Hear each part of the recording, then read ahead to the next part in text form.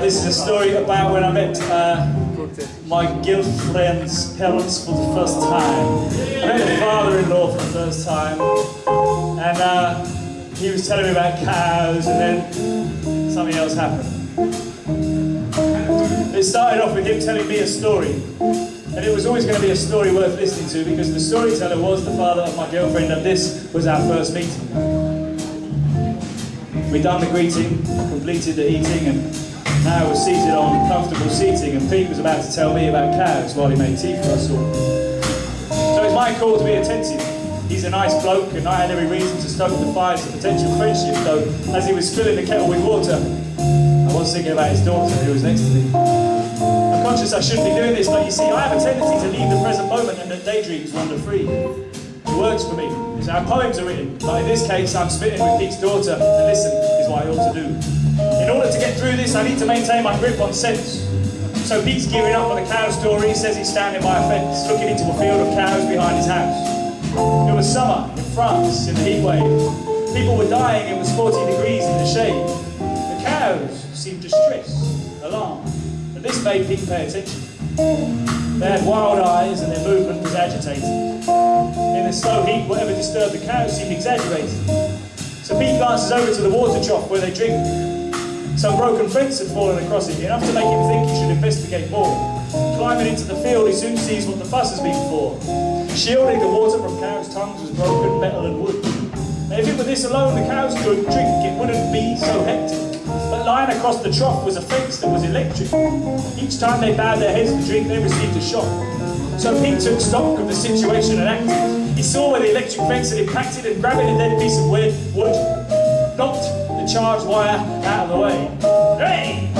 Pete had saved the day, and I was about to say well done as he finished making the tea, when that cloak of escapism slipped invisibly over me. And in less time than it takes for me to blink, I sink into the story which has just been told, and a whole new realm begins to unfold. I'm with Pete as he knocks the electric fence to one side. And as the cows walk over thirstily, dipping their heads to drink, I glide uncontrollably away from them.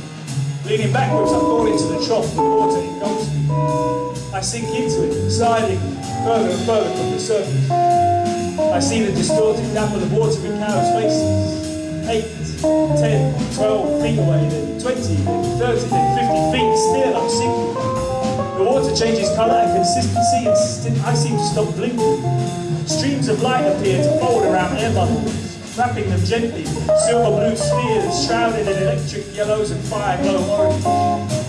I see cows no more, only colours and elements greeting each other, air and water like sister and brother, mixing as if air could be as heavy as oil, almost as if I was put on the stove to boil, but with no heat. I roll and tumble, falling without moving, head over feet, ever buoyant but leaden as my blood thickens and I feel my veins pulsating.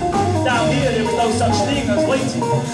Studying, my flesh gives way to increased internal pressures. My veins are rusting motorways, growing to be as broad as my arms themselves. I move with purpose, but at the same time aimlessly. Expanding, I split like a baked potato painlessly and roll out of myself, no longer aware of the physical sensation that always came to me, but feel myself growing, spreading as every atom of my being merges with the bubbling light around me. My blood is no longer blood, it is blood. I am earth, and my matter is enormous. I'm drawing more on the earth matter at speed and depth of ever increasing proportions. Now, miles and miles of earth and millions of years worth of rocks and granite, the marble and limestone of carbon, but it changes fast if I can recognize it.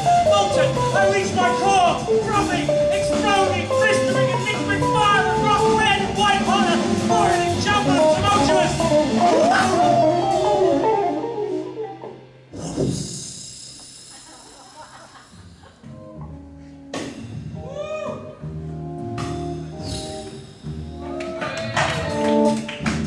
I sleep in a sea of lava, dissolved, scattered, enormous, infinite gallons, drifting and drifting and drifting, lifting back out of the centre of the earth. I hear Pete saying, "How do you take your tea, Chris?" And I say, "Oh, milk, no sugar, quite strong, please."